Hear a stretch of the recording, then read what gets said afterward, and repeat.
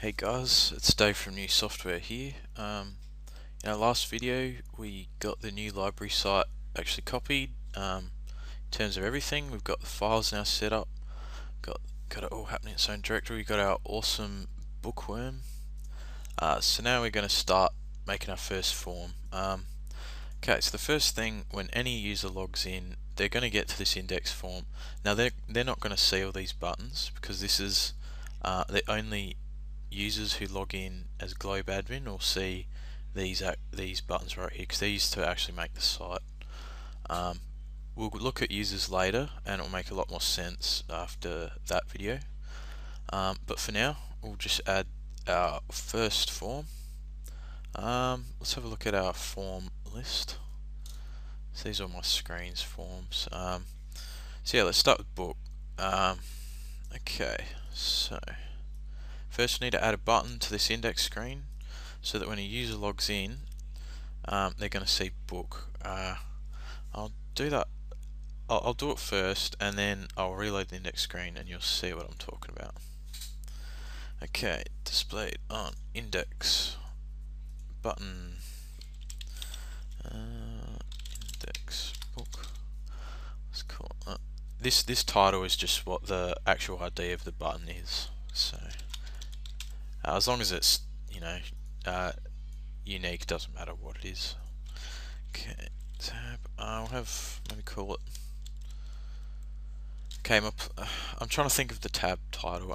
Basically, my plan was I thought I'd just have two basic tabs, one for booking and return information, and another one doing like more what a librarian would use. I don't know. I'm not a library expert, but let's just go with it. Okay, so book. Let's put it on maybe admin or something that usually not going to use. Oh, users, sorry. So 10, 10, 10.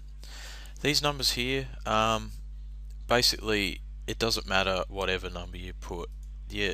Basically you just want, if you want it all in the same tab, you make sure they're all 10 or whatever. The reason why I'm using 10 and not just 1 or something is because a lot of the time when you add a tab and then maybe a few months down the track you go, oh wait a minute, I want to add another tab.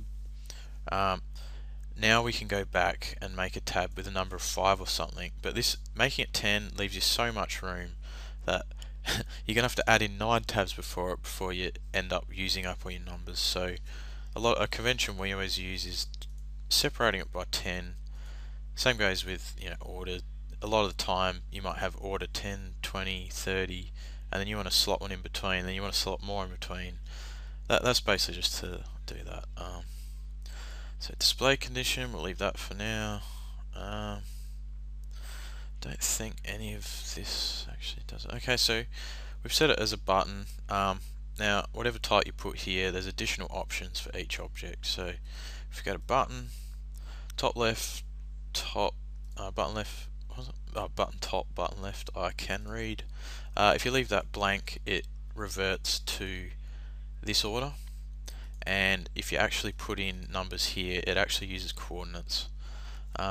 We won't do that for now because we want it all nicely auto arranged by New Builder. Length, let's make about 6. It should be about right.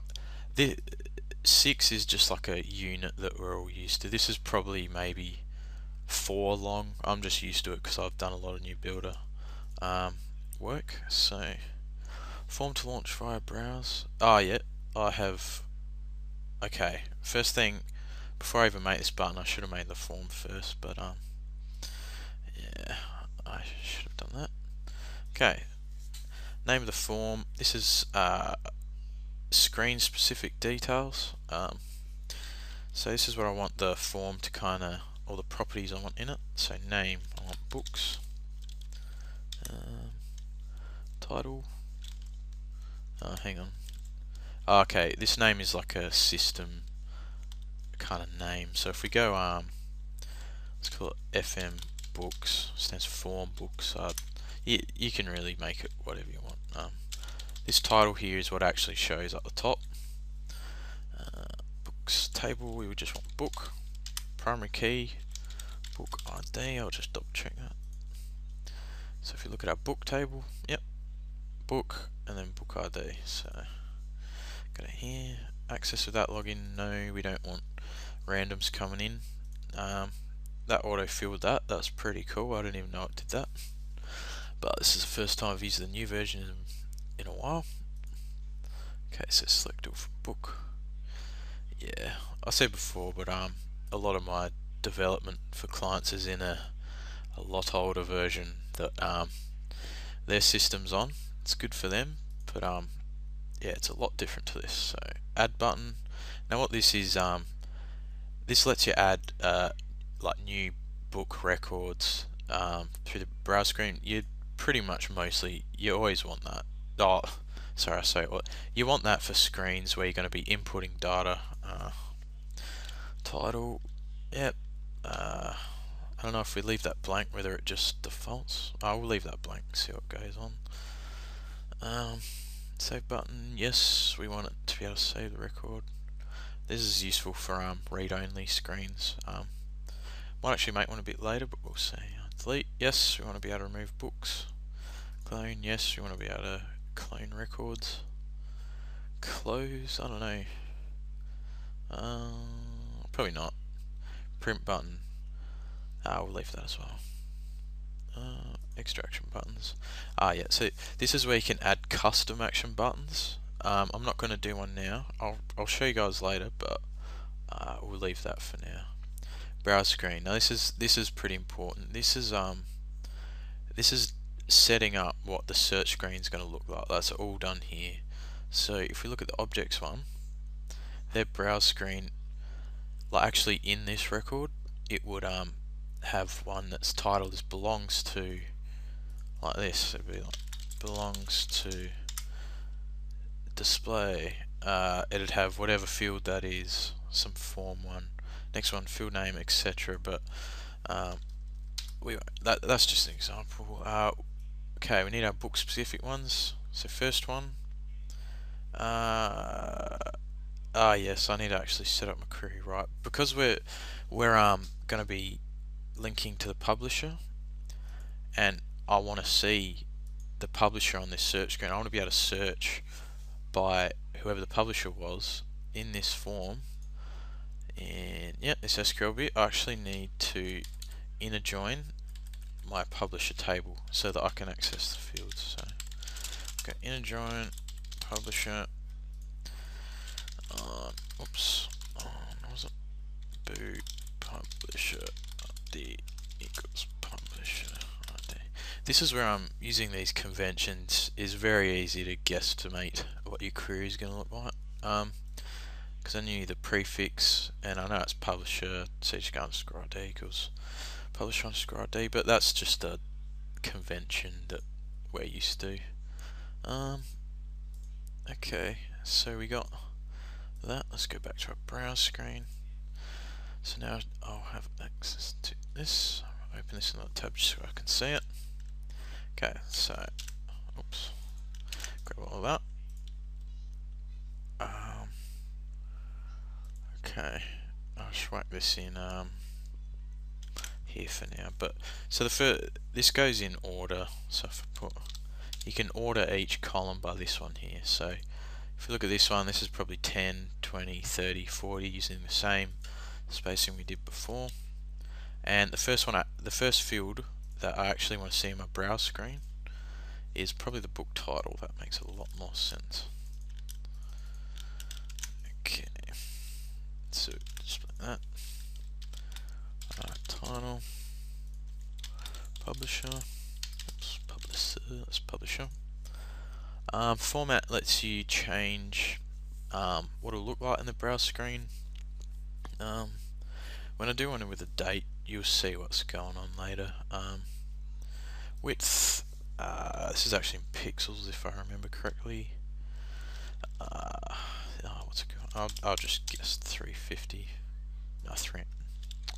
Oh god, I don't know. I'll do. 20 publisher name. Let's go for like 100. And last thing we've got is just pages. So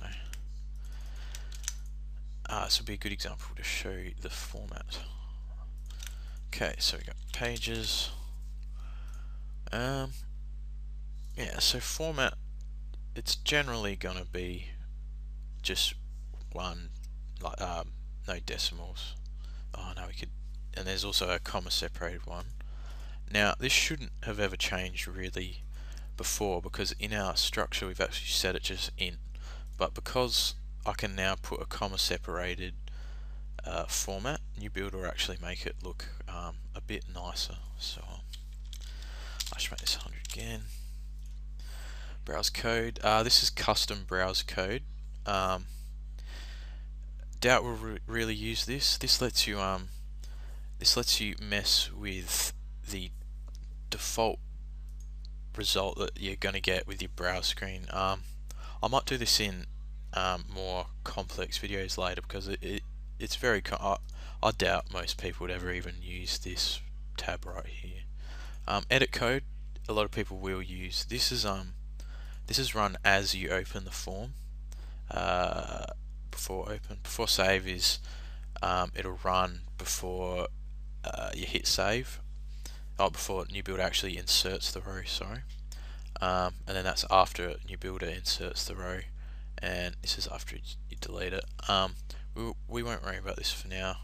I'll show this in another video as well. These are all custom queries you can run that you'll see later how handy it can be. This is where you add JavaScript. The coolest thing about this is writing in functions, and basically if you write a function in here doing whatever in JavaScript, you can actually run it on an object's like if we had a text field, if we had most fields, you can name the function you want to run right here. Once again, I'll do that later. It's just a bit, this is going from scratch. We'll leave that for now. So that's cool. This was our first form. That's kind of easy. Okay, so we got FM books. So now when we go back to this index button I'm adding to actually open it up from here, we can now see it. The reason why I went back and quickly added it was because we actually need to check for it in here. I didn't add the form first, so I'm going to have to save this and then grab it here. It should be, FM books. Okay, so let's see, that should be it. If I open, let's see, it should be showing. I might have to log out and in again, so I'll quickly do that. What's nice, right? Secure password. Alright, looks like I've messed up the order of the button, so let's go and change that. Index book. Yeah, I am indeed. I have indeed messed them up. So save. It's not reloading it. I mean, I haven't used this in ages. Maybe it only reloads the actual top image, which is kind of weird. Okay, so we got book. It's about how wide we want it. Maybe a little bit wider. Just because we want all the buttons to be the same width when we add them. Let's make it, I don't know, how long are those ones? Let's see. Let's copy this length. 10. Okay, so that's 10. So let's go back to this one. Change this to 10. Just to make it look good.